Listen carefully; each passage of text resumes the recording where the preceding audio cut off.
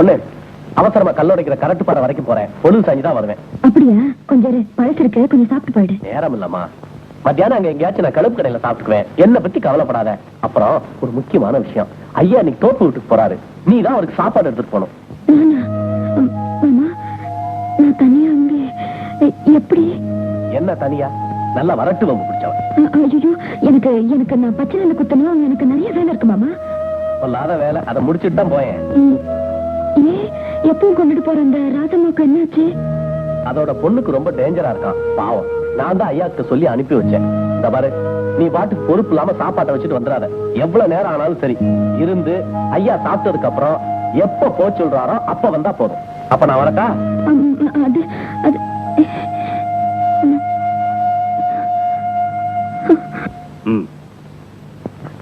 என்னங்க இது?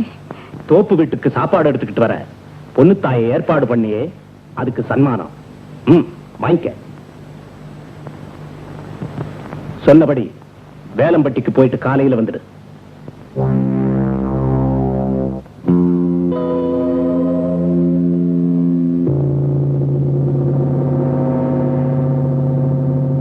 என்ன பொண்ணு தாயி, நான் ஒரு காரியத்தை நினைச்சு அது இதுவரைக்கும் நடக்காம போனதில்லை. ஒண்ணு தெரியுமா? நான் ஆகாரத்தை கூட ரொம்ப அமைதியா சாப்பிடுறேன். அப்பதான் அதோட ருசி தெரியும். ஒருவேளை உன் புருஷனுக்கு தெரிஞ்சிடுமோன்னு உனக்கு பயம் இருக்கலாம். அதுக்காகத்தான் தோப்பு வீட்டுக்கு தனியா வர உன் புருஷனாயாலே சொல்ல ஏற்பாடு செஞ்ச. இந்த முறை நீ தப்பவே முடியாது. பொண்ணு தாய், நான் ரொம்ப பசியோட உனக்காக காத்துக்கிட்டு இருப்பேன். நீ என்ன தேடி நடந்து வர்ற அழக ஆசையா பார்த்து காத்துக்கிட்டு இருப்பேன்.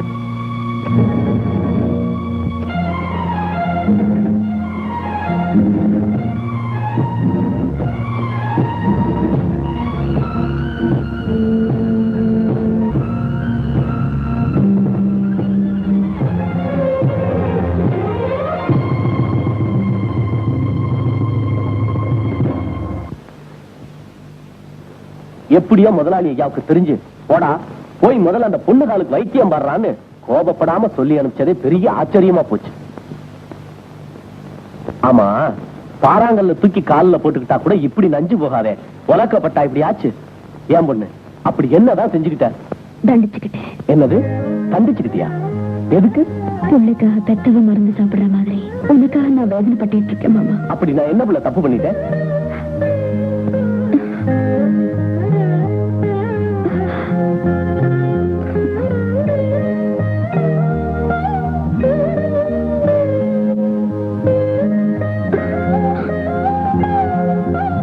என்ன பொண்ணு, என் மேல எதுவும் கோவமா?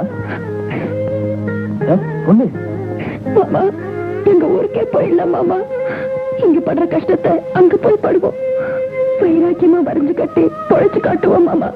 இந்த நினைப்பு உனக்கே வந்துச்சு? எங்க மாமியார் கொடுமை இல்ல, மச்சனுக்கு தொந்தரவு இல்ல. என்னமோ தெரியல, என் மனசுக்கு மட்டும் நிம்மதியே இல்ல மாமா. ஏன் இல்ல?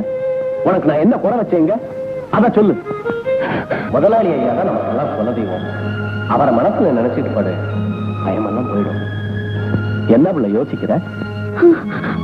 குறைய சொல்லி அழ முடியல, வழி கேட்டு போக முடியல. கடவுள் விட்டபடி நடக்கட்டும். என்னமோ தெரியல, கொஞ்ச நாளாவே புத்தி பேதலிச்ச மாதிரி பேசிக்கிட்டே இருக்க. வர்ற வெள்ளிக்கிழமை உன்னை மந்திரிச்சு சுத்தி பண்ணு.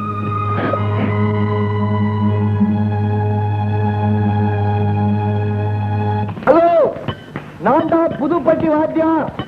பள்ளிக்கூடம் திறந்தாச்சு, பசங்க எல்லாம் படிக்க வரலாம். ஹலோ, யாராவது நான் சொல்றது கேக்குறீங்களா? ஹலோ, உங்களுக்கு பள்ளிக்கூடத்துக்கு வர்றதுக்கு கஷ்டமா இருந்தா பள்ளிக்கூடத்தை நானே இங்க கொண்டாந்துடுறேன். ஐயோ, என்ன கொடுமை இது! இளமையில் கல்லுன்னு படிக்கிறதுக்காக சொன்னாங்க. கல்ல உடைக்க சொல்லல, கல்ல சுமக்க சொல்லல. வருங்கால டாக்டர்களே, மந்திரிகளே, இன்ஜினியர்களே, நான் சொல்றதை கேளுங்க, படிக்க வாங்க.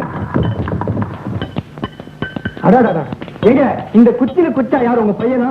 அடாடாடாடா, படிச்சு பட்டம் வாங்கறதுக்கால முகத்துல பளிச்சு தெரியுது. சரி சரி போறேன். நீங்க படிக்கிறதுக்கு வரணும்.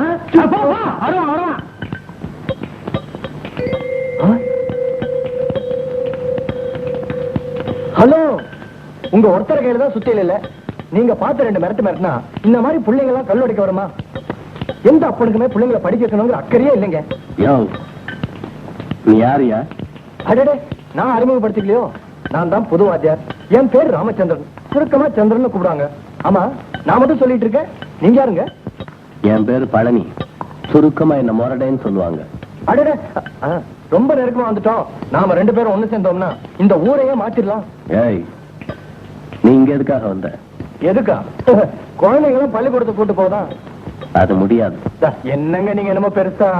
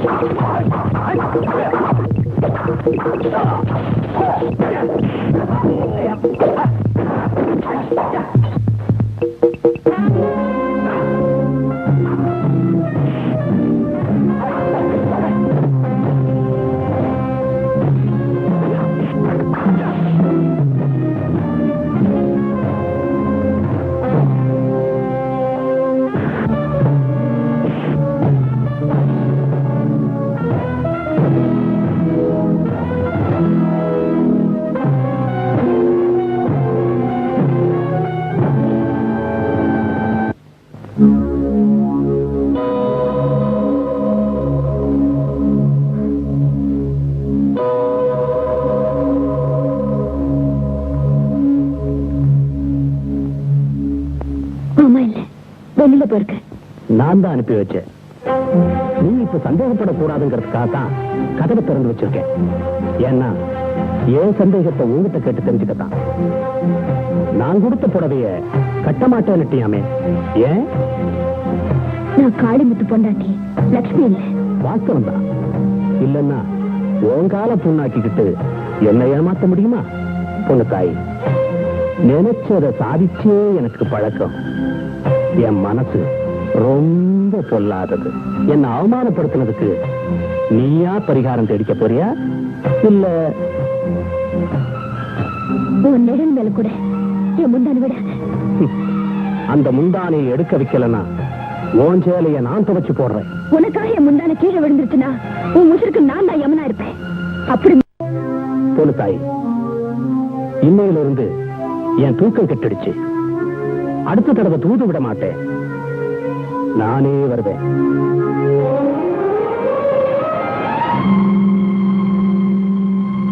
உட்காரு தம்பி. மேற்கொண்டு என்ன செய்யறதா உத்தேசம்? இந்த ஊர் குழந்தைங்களை விலைக்கு வாங்க போறேன். விலைக்கா? என்னப்பா சொல்ற? காசுக்கும் கஞ்சிக்கும் கை நீட்டி பழகிட்ட ஜனங்க அது எங்க கிடைச்சாலும் படம் அங்க சாஞ்சிடும். இனிமே படிக்க கூலியும் சோறும் கொடுக்க போறேன். அங்க குடுமா? தேங்க்யூ. தம்பி, வசதியும் வலுவும் இல்லாதவன் நோயாளிப்பா. அவனுக்கு ஏன் மல்யுத்தம்? இல்லைங்க, இது தர்ம யுத்தம். இதுக்கு நெஞ்சில வலுவும் மத்தவங்க உதவியும் இருந்தா போதும். நான் சீக்கிரமா வெளியூர் போறேன். அங்க எனக்கு தெரிஞ்ச நல்லவங்க கிட்ட நிதி தட்ட போறேன். உன் உறுதியும் வைராக்கியமும் உன்னை கைவிடாதப்பா. இந்த சின்ன உதவியை ஏத்துக்க. வீடு வாசல் நிலம் அத்தனையும். For more updates, like, comment Subscribe to our channel.